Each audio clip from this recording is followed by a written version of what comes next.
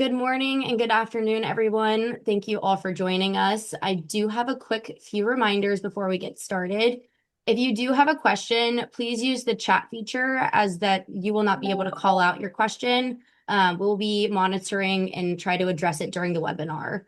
In order to receive CLE and CE credit, you must answer all three polling questions, which are dispersed randomly throughout the webinar, as well as you must stay on for the entirety of the hour. You must submit your answer when the poll is live, and if it closes and you do not submit, you will not be able to obtain credit. So please make sure that you're paying attention. And without further ado, I will go ahead and hand it off to Lindsay. Thank you.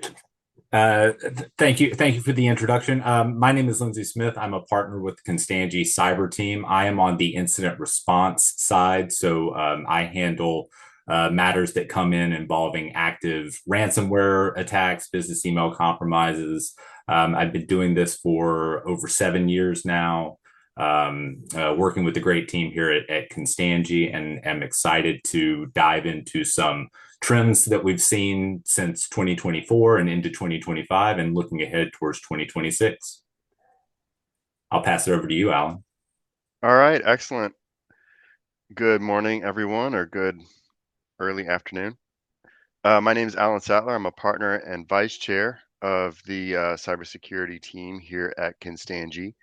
I've been with the team for a number of years, but in the past 3 years, I have helped to build the litigation team. So now that we have about 12 attorneys strong, about 6 staff spread across the nation, we have approximately 160 different class actions that we're handling in about 36 different states. So things are going extremely well, very, very busy on our end. And with all those cases and all that experience, I have become fairly knowledgeable in the space of cybersecurity litigation. So I will be talking a little bit later today on the trends that I have seen over the past year and what I think will happen going forward, both on the regulatory side and litigation.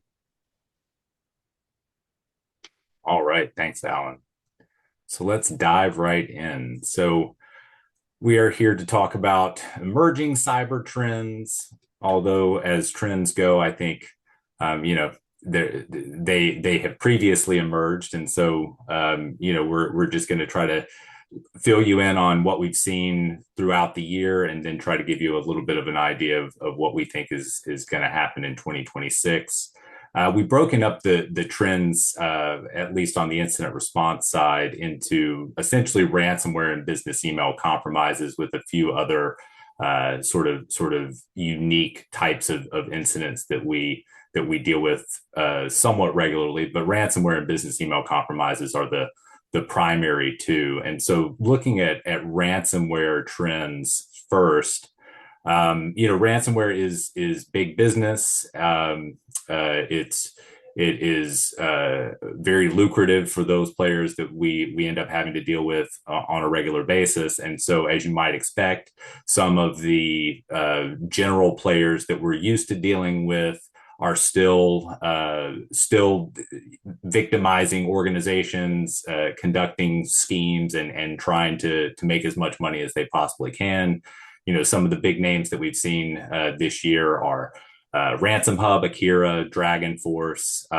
Others are Clop, Lockbit. I think they're at 5.0 now, but earlier in the year we were dealing with Lockbit 4.0. So there are some organizations that have sort of taken a piece of the market here and are exploiting it to their fullest, and we still see them on a fairly regular basis. But in addition to that, there are some changes that we've noticed. For instance, Ransom Hub went dark earlier in the year, and we have not seen Ransom Hub reappear, but we have seen new attack groups that are sort of trying to fight for the business, if you will, that Ransom Hub once had. Other threat actor groups, Like I said, Lockbit 4.0 was very active at the beginning of the year. They seem to have gone dark around June of this year. But more recently, we have learned that a Lockbit 5.0 group has reemerged. Whether or not it's all the same players as before, who knows? But some group out there is presenting themselves as Lockbit 5.0 and sort of carrying over the victims from Lockbit 4.0. So there are some new or re-emerging groups that are out there. There have also been some more recent groups. If you may have heard of Scattered Lapsus, which is maybe a less centralized group, more of a cartel model, where they steal data and then are trying to extort victims, requesting payments to prevent the publication or the posting of that victim organization's name. So while there are some traditional players, there are new players that are out there trying to stake their claim in the industry as well. And part of the reason for that, I think, is some organizations offering their ransomware schemes as ransomware as a service. So rather than you see from the presentation, Dragon Force is one of those. Rather than Dragon Force being responsible for finding the victims, executing the ransomware and doing all of the heavy lifting, they are farming out either access or farming out the software, farming out the tools, things like that, so that other criminals that are not involved with Dragon Force directly are able to execute similar schemes. And it's interesting that with ransomware as a service, it makes it, while it diversifies the types of schemes that can be executed, it also creates some variation in the level of sophistication, the scope of some of these attacks. I think more and more we experience threat actor groups who appear to not be well versed in exactly how they're supposed to conduct these types of schemes, and so that always creates some unique challenges, especially on the incident response side, trying to figure out how to negotiate with someone that you don't have very much familiarity with, and then trying to provide guidance to clients who may want to know everything that we know about a particular group. When it's someone we've dealt with for a long time, that's much easier than trying to guess based on just a few indicators of compromise, as to who is actually running the scheme and who we're communicating with. So we expect that to continue even into 2026, but 2025 has definitely been an interesting year for just sort of the diversity of incidents that we've encountered. And along with sort of the variation between the various groups, we have seen the industry, I think overall, has seen an uptick in the number of ransom payments that victims are making. But interestingly, the amounts of those payments appear to be decreasing, and that's probably a function of competition. People are these criminals are trying to get paid, and so they're lowering their demands to try to make it more palatable for their victims to agree to make a payment. And so while more payments are being made, the amount of those payments does seem to be less. And just on the topic of making a ransom payment, we deal with this on a daily basis, and it's interesting when you're dealing with encrypted data. Obviously, as a business, you need that data. You have to make decisions about how can we recover that data. If you have viable backups, that's great. And as long as they're clean and you're able to restore those, then there's no need to pay. But unfortunately, if you don't have viable backups, making a payment may be the only way that you can recover that data. But then, in addition to that, and as we see more groups trying to get into this space, we see a lot more groups that are just stealing data. They're not encrypting anything. They're just stealing data and then threatening the victim organization with posting their name or posting that data on a leak site. And there are organizations out there that are interested in preventing that from happening as well. Although, we always tell clients that even if you do make a ransom payment to suppress the posting of that data, that doesn't really impact any of the legal obligations or other issues that the organization may still have to address simply by virtue of the data having been stolen in the first place.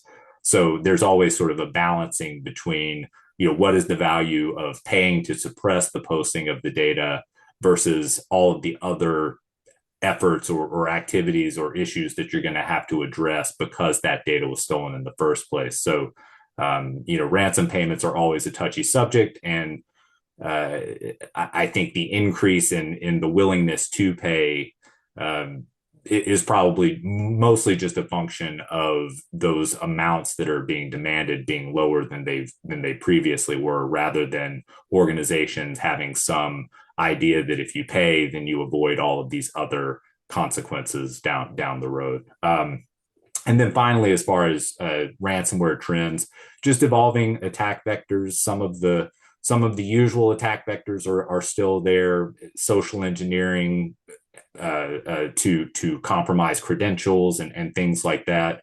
That's always very active. We deal with clients every day that have no password policy or weak password policies or weak MFA, things like that. And so attackers have gotten very good at just compromising credentials and then using those in a variety of ways to gain as much access as they can to execute these schemes. In addition to that, we've seen some threat actor groups. Akira, for example, was very good at exploiting a sonic wall VPN vulnerability that was identified earlier in the year. More recently, there has been a group that has exploited a vulnerability with Oracle e-business suite, the e-business suite's platform, and has been able to access Oracle customer instances to either steal their data or conduct further schemes. And so there are new vulnerabilities that we're learning of all the time that organizations have purchased these services, purchased this software, and then they're learning in real time that those services or that software has some sort of vulnerability that a bad actor has been able to exploit. So there are some of the traditional issues that we encounter, but then there are newer issues that we're just learning about. And it's never fun finding out one way or the other that you've been hit with ransomware, but finding out that some device or some service software that you've purchased is what led to the intrusion is never a fun situation to be in.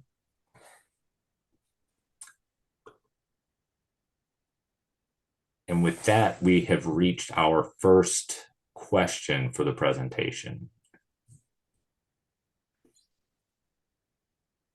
And just a quick reminder is if you are seeking CLE and CE credit, to please get your answer in before we close the poll. If you do not get your answer in, we will not be able to reopen that, so you will not be able to get credit.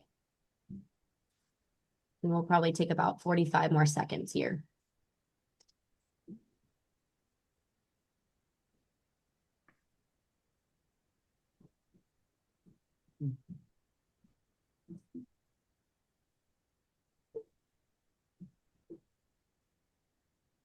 Looks like we're still waiting on about 25 of you guys to get in here. So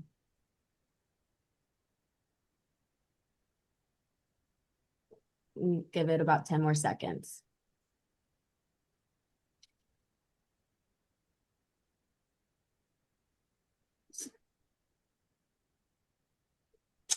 All right, you guys, I'm going to go ahead and close this poll and share the results.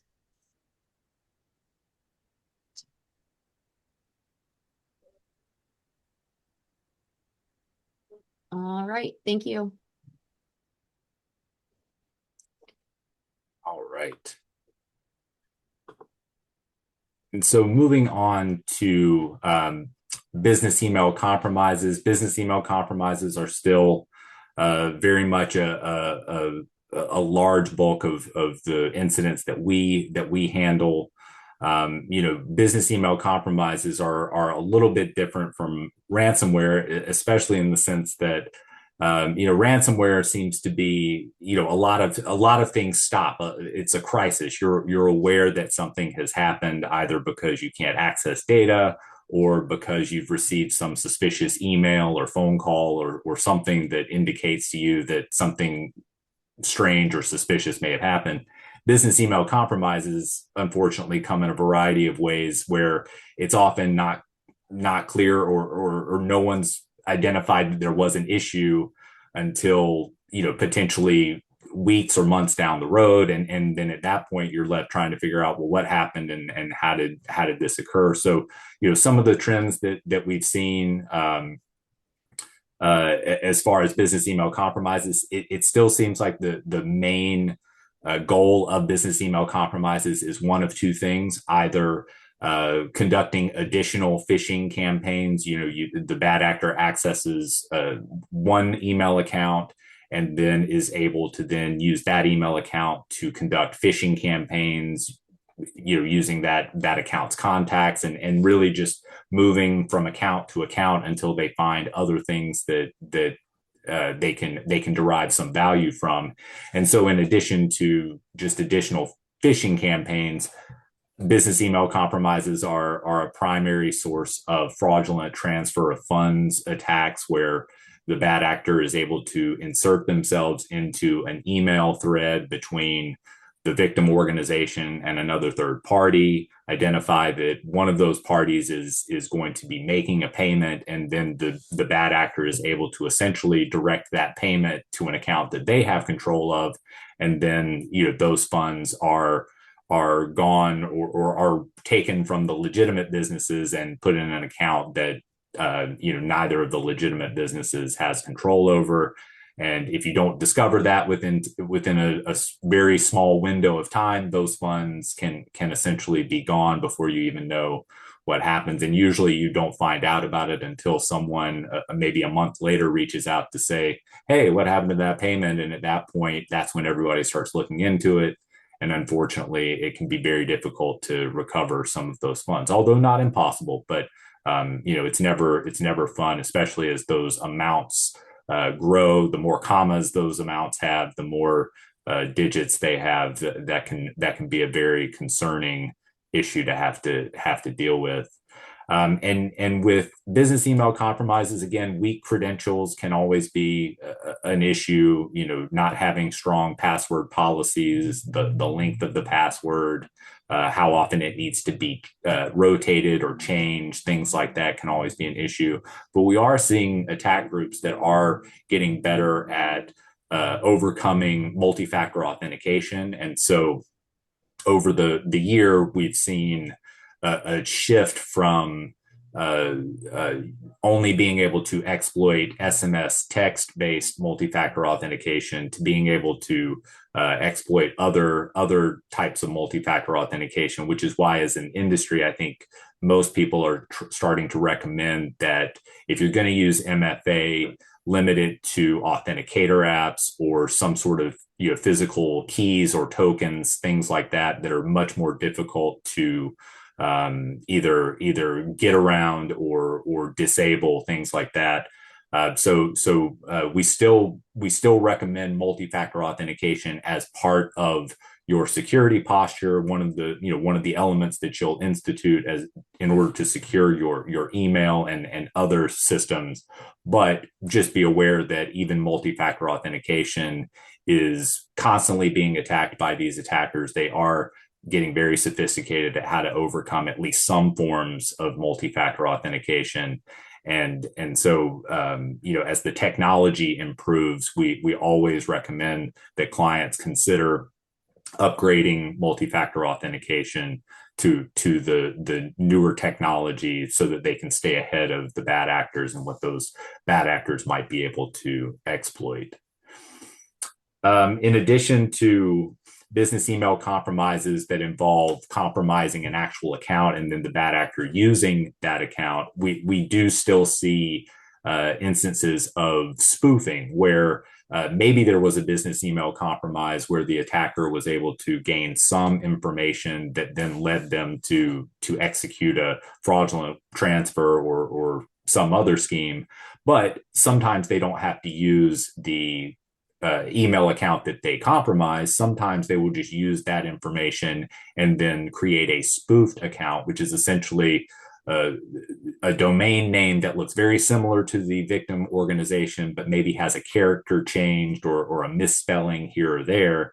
And the idea is that if it looks close enough or similar enough to the legitimate domain, the recipient of that email won't be aware that they are now talking to a criminal. And then that's just another way that the criminals can still execute further phishing campaigns or probably more often fraudulent transfers without actually having to be in the victim organization's email system where they otherwise might get caught. Their activity may be identified sooner, and so some of those schemes may not be as effective. We still just see email exchanges where at some point those email domains change, and that tends to lead to some of the bad activity that we ultimately see. So spoofing still creates real issues for organizations, and we always recommend that if before you reply, reviewing the list of recipients, especially when you're talking about transactions, changing ACH information, things like that, just being mindful to review email addresses just to make sure that everybody is using a legitimate email address. And then finally, with the business email compromise issues, one thing that clients are often surprised by is maybe that there was a compromised email account, but there was no fraudulent wire transfer, and so it doesn't really seem like that was that big of an issue. And so then clients are sometimes caught off guard because even though there was no money exchanged, once we determined that there was a business email compromise, sometimes those investigations can identify that emails were removed from the environment or copied and saved to a device that the organization isn't in control of. And so from an incident response standpoint, we're still concerned about the exposure of information in those email accounts, even if there's no monetary loss related to some sort of fraudulent scheme. And in those cases, just depending on whose email was compromised, victim organizations can encounter a lot of consequences just based on the type of information that user was handling. Take the healthcare context, for example.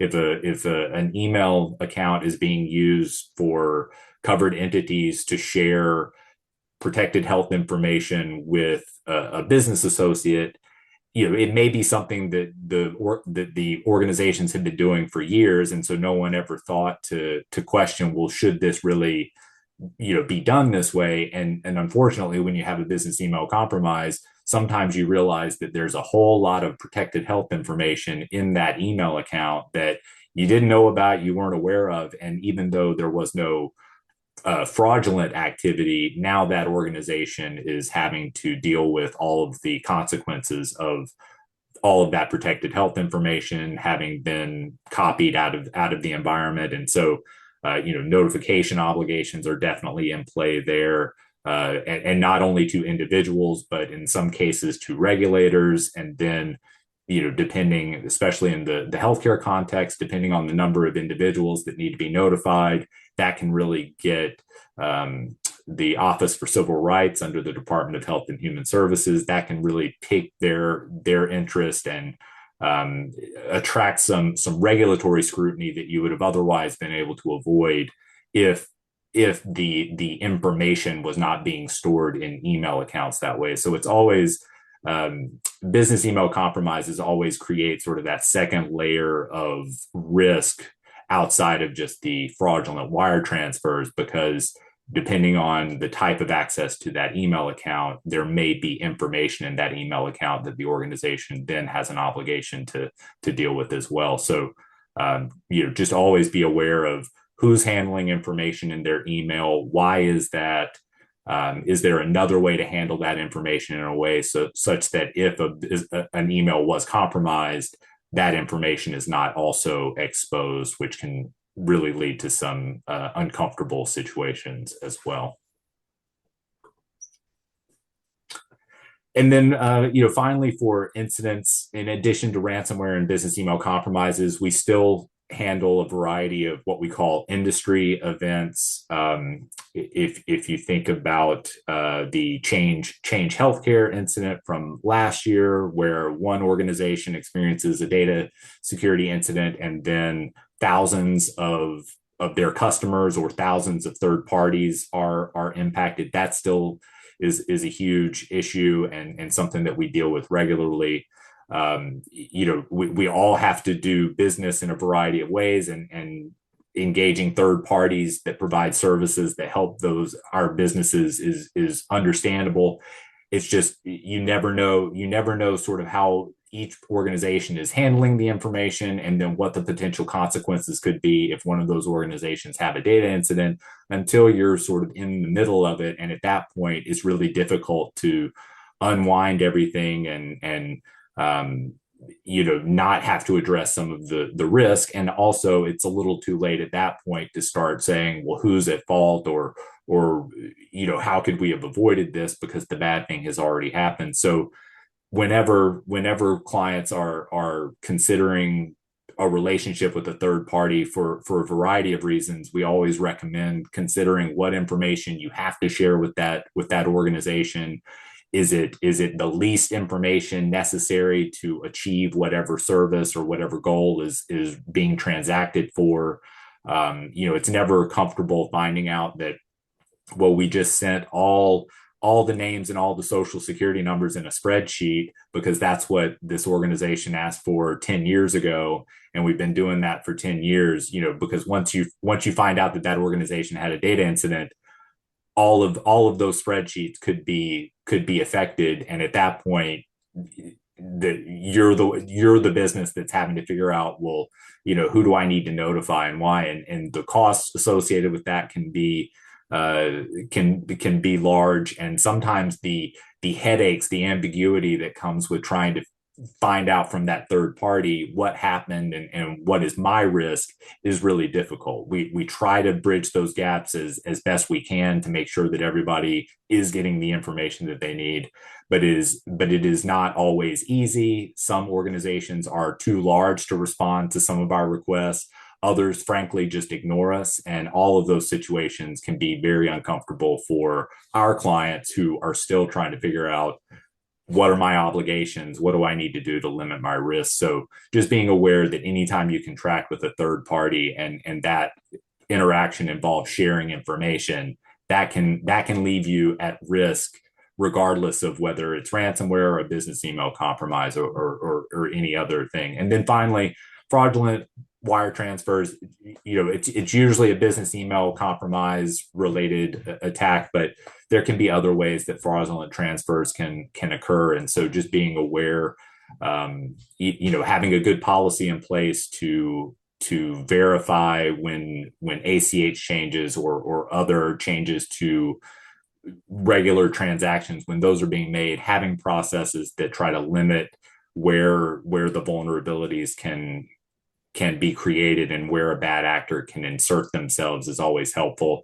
And then for businesses that deal with large cash value transactions, real estate, any organization that is involved in real estate or construction, where you're paying monthly invoices or high value closing costs and things like that, those are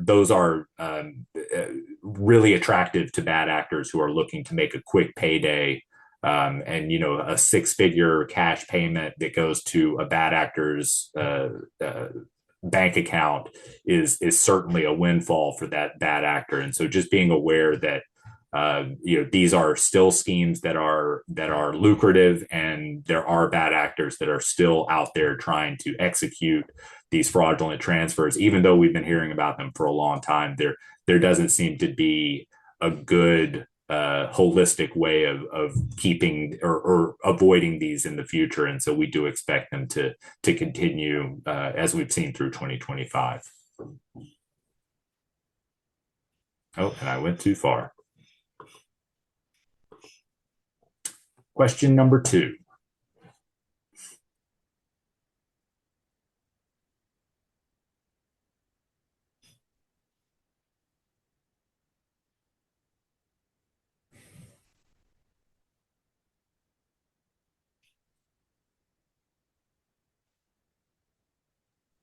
Just a reminder, I know I'm beating a dead horse here, but if you are seeking CLE credit, please make sure that you get your answer in for this polling question as well as the last one.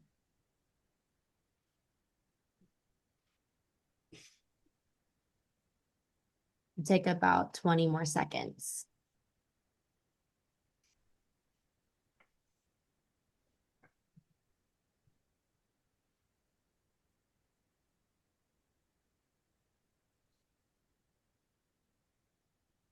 All right, I am going to go ahead and close this poll and share the results.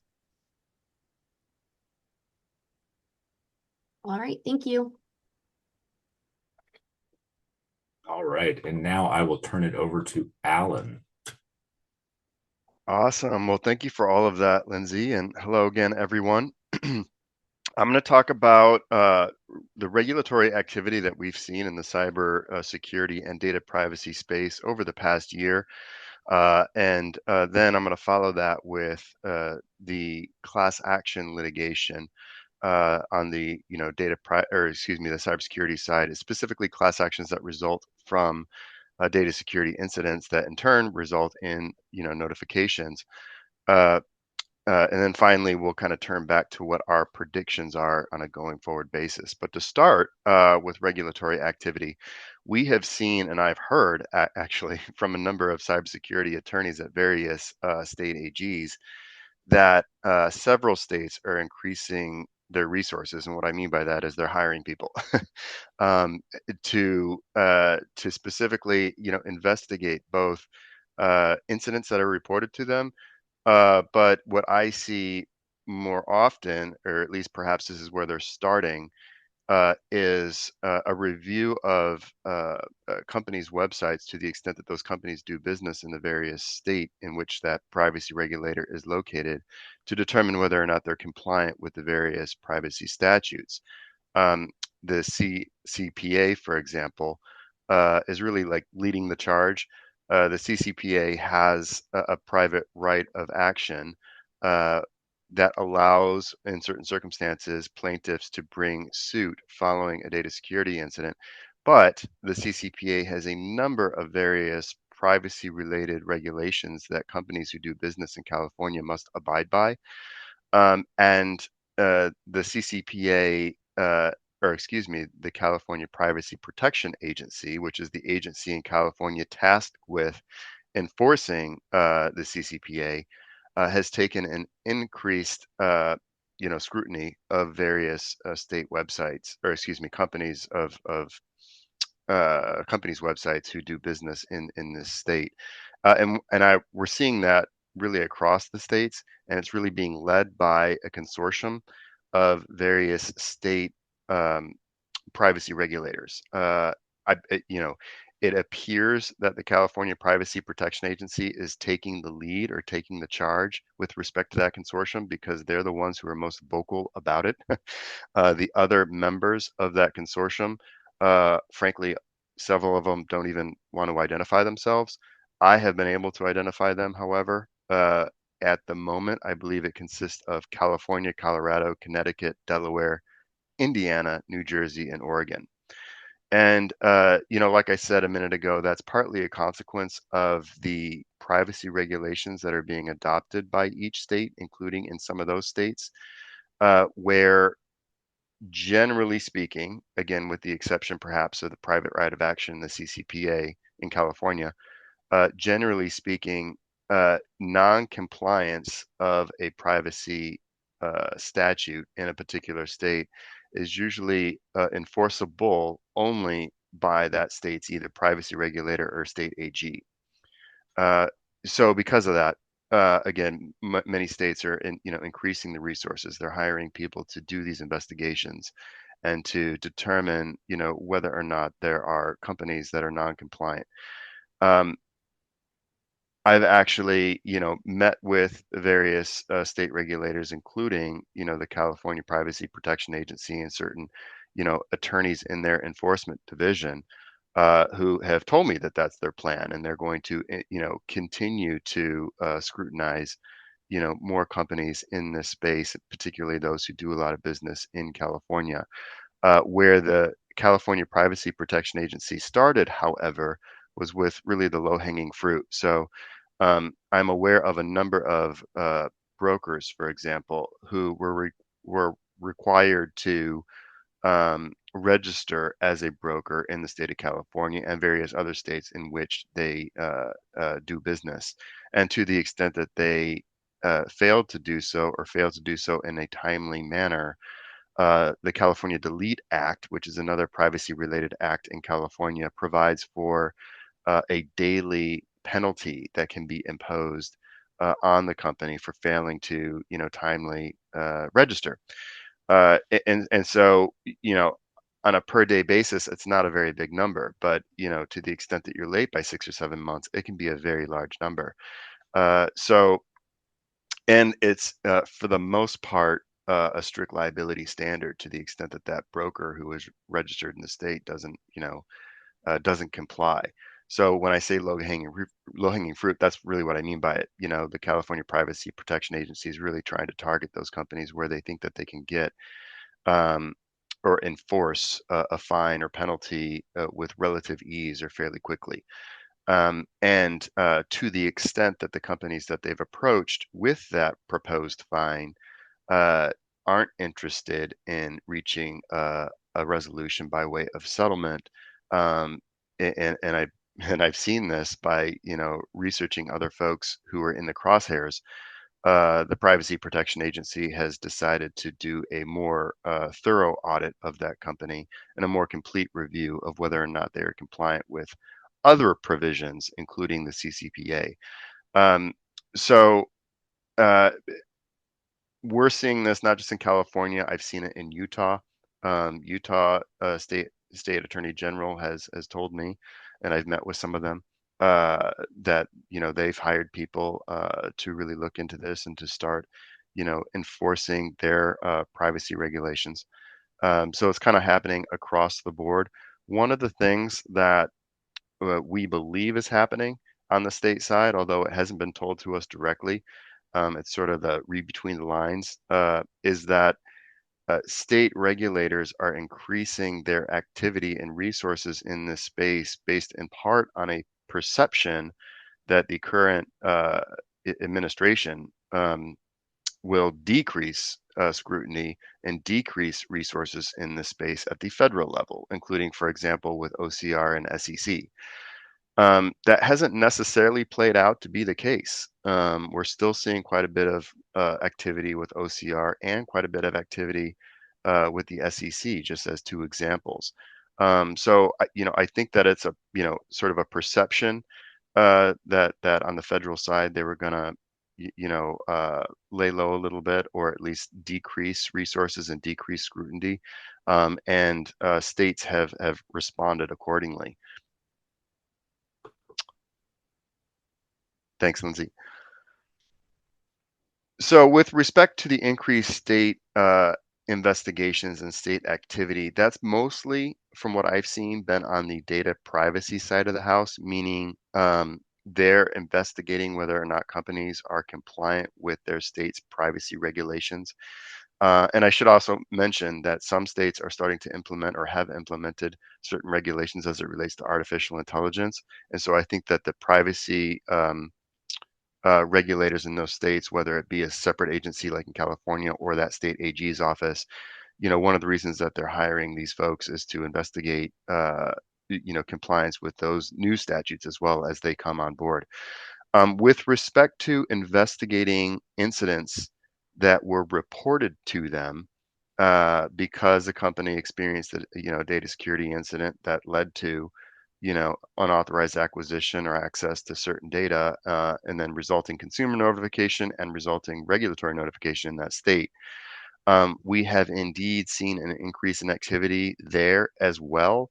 Although fortunately, and knock on wood, it doesn't appear to result in an increase in enforcement actions, or full-blown investigations. What we have seen is an increase in inquiries, for example. I think everyone knows that Indiana State's Attorney General really has led the charge historically with respect to kind of demanding information with respect to the timeline of events that led to the notification to ensure that the covered entity with who provided or reported the incident to their office, provided notice to consumers, particularly consumers in Indiana, on a timely basis. I believe other states are getting more and more active in that space. I know Florida, for example, Utah has had several questions, North Carolina. I'll turn it to Lindsay just for a couple of minutes because he has handled many more incidents than I have, especially in the past year. So, Lindsay, what's your experience tell you? What other states have really increased their, at least their inquiries? Definitely North Carolina. North Carolina, Connecticut seems to be picking up their activity. A lot of times, what I see is it's the state where the client is located. That seems to be the one where if you do end up having to notify that regulator, I expect a lot more to get some sort of response from those regulators. Some of them seem to be in states of flux. Virginia, for example, for at least a long time, allowed you to submit notice via email, and then earlier this year, I submitted some notices on behalf of a client, including Virginia, and about a month later, I got a bounce back email saying, this email address isn't monitored anymore.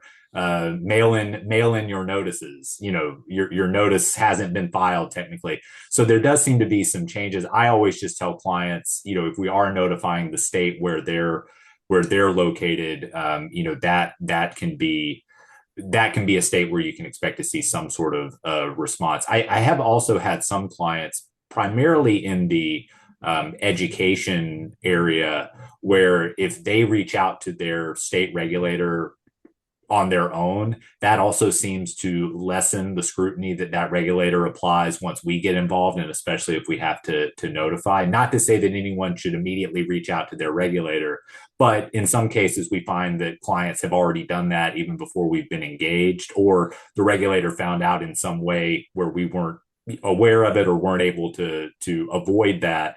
And so some regulators seem to be at least receptive to the less formal investigations. But I agree, as more and more states feel the need to look into these kinds of things, it does seem that they're putting more resources towards that. Sure. Yeah, and to that, yeah, it's absolutely, I agree. To the last point that you made with respect to providing certain notice to regulators even before a company has had the chance to engage incident response counsel, that's generally a bad idea for any of those folks listening. It's not really a plug for our services, but just a plug in general.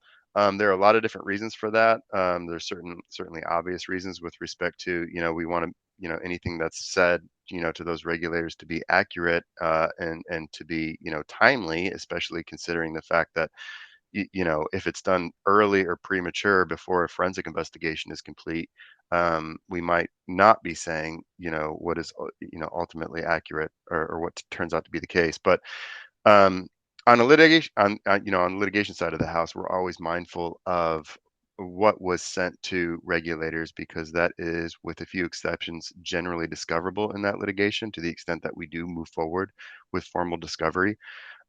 So and a lot of companies don't really appreciate that, especially those who choose to make that notification without first consulting with an attorney.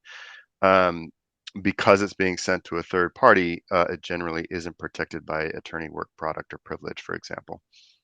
And Alan, one other thing that I'll just add is occasionally in those situations where a regulator finds out about something, we found that clients have whatever access. If you're an organization where you depend on grant funding from the state, sometimes you find out that the way that data flow gets cut off because they've become aware that you've had an incident. And so depending on what kind of industry you're in, that premature or that sort of informal preliminary notice can have some real business consequences that, if you're not prepared for, can create a couple of days of high blood pressure and some sleepless nights. So it's always something to take into account when dealing with any third parties. What actions may they take that could impact your business. You just don't want to create more of an issue than you're already dealing with. Yeah, absolutely. Good point.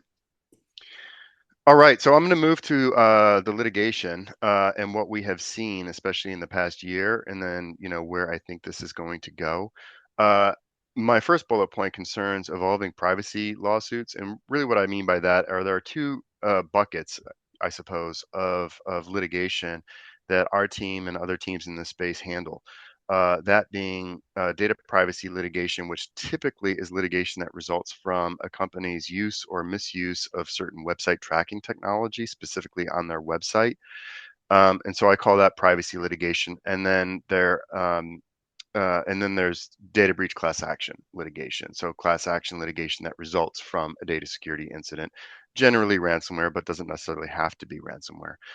So with respect to privacy lawsuits, that really got its genesis, its origins in the healthcare space. So in December of 2022, there was a guidance published by HHS OCR that suggested that certain website tracking technologies that reside on the websites of covered entities or business associates might violate uh, the HIPAA safeguard rule, for example, or other, privacy related statutes with respect to or aimed at protecting one's protected health information.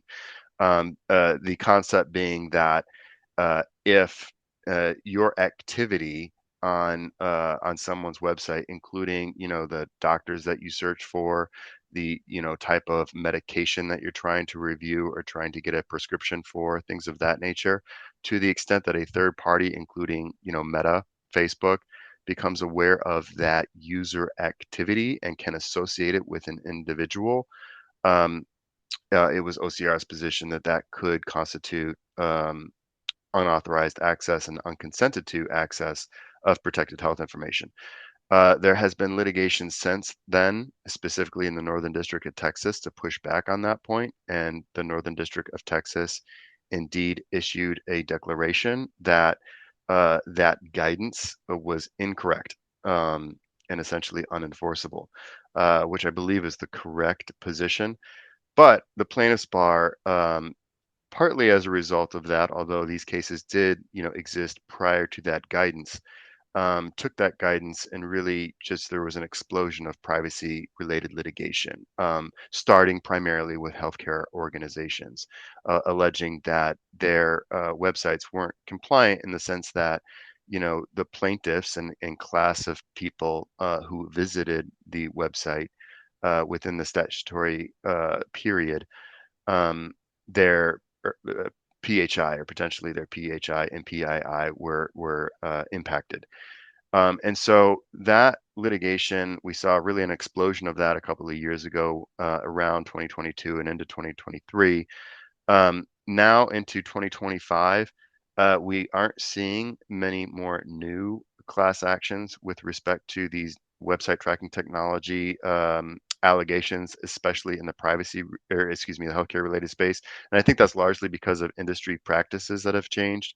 Um, you know, uh, uh, especially companies in the healthcare space, realize that there's a risk and have responded accordingly, and have implemented various privacy procedures on their website, have removed various website tracking technologies that they don't use or don't need, have limited those technologies to the extent that they do exist only to certain pages and certain information. So for all those reasons, we saw a dramatic decrease in those claims in the healthcare space, and then we saw the plaintiffs' attorneys really start to move to um, the e-commerce space. And as you can imagine, in the e-commerce space, e-commerce websites oftentimes do rely on website tracking technologies to help drive their specific ad campaigns. So it's not as easy as like a company in the healthcare space to simply stop using them to shield themselves from liability. And plaintiffs' attorneys realize that. And so plaintiffs' attorneys have really moved more so to the e-commerce space. So to the extent that we're seeing those privacy cases, it's more in the e-commerce space. With respect to the data breach class actions, which really comprises the bulk of what our team handles and defends, that has exploded.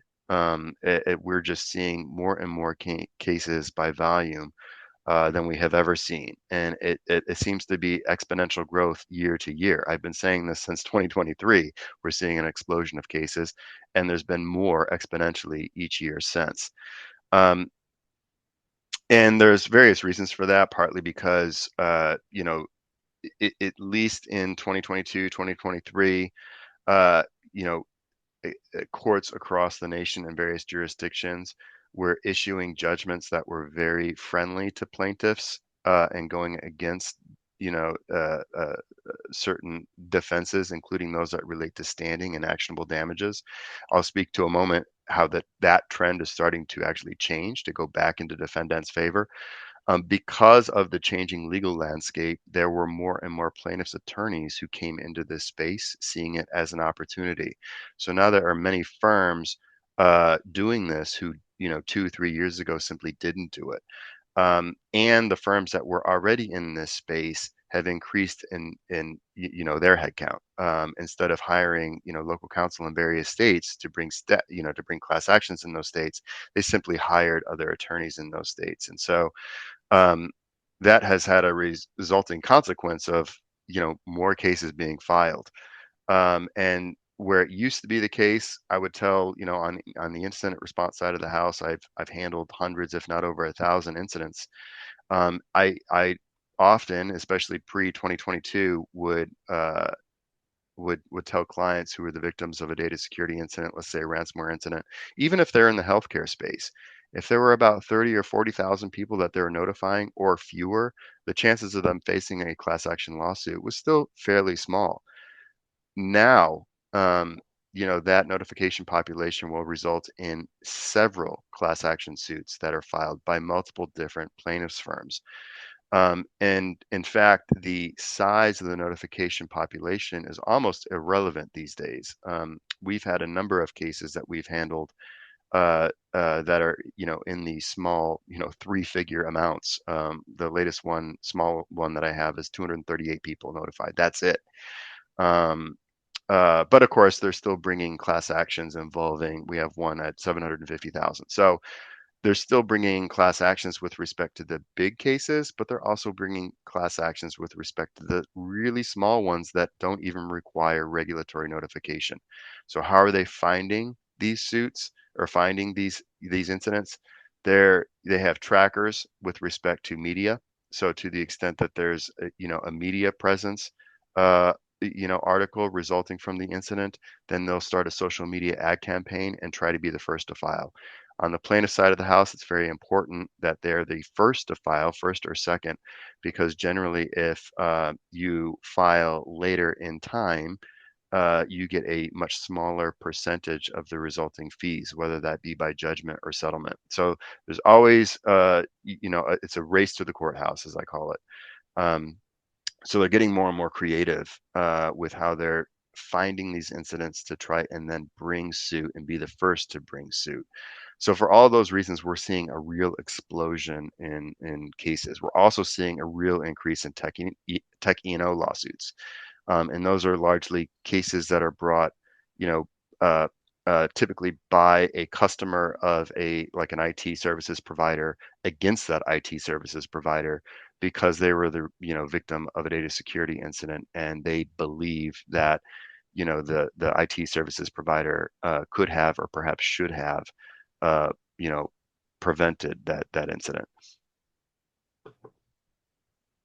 And that leads to our third and final polling question.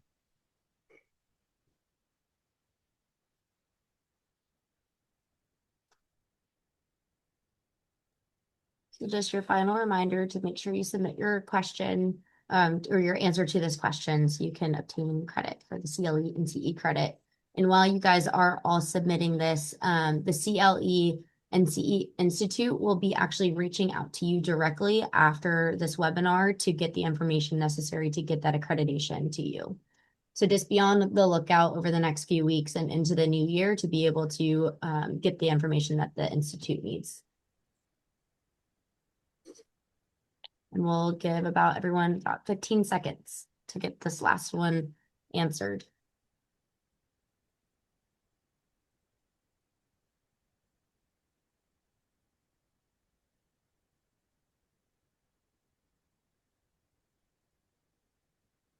Alrighty, I'm going to go ahead and close it now. And here are our results. All right, so people were listening.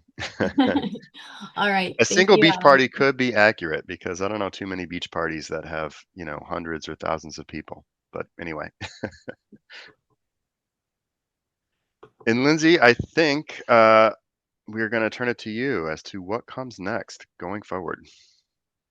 Yeah, all of this is hypothetical, and it could be different tomorrow. We could all lose electricity, and none of this is ever an issue for us ever again. But assuming that doesn't happen, we expect bad actors to continue to evolve their tools and tactics. AI is definitely something that everybody is looking at as, how will this be exploited to conduct these schemes in the future? Ransomware as a service is probably not going away anytime soon, at least not without the help of law enforcement. So, I think we'll continue to see new groups, new types of attacks, new levels of sophistication, and, just being aware that it really is big business. And then, incidents that end with payment. Maybe the payment amount isn't as high, but,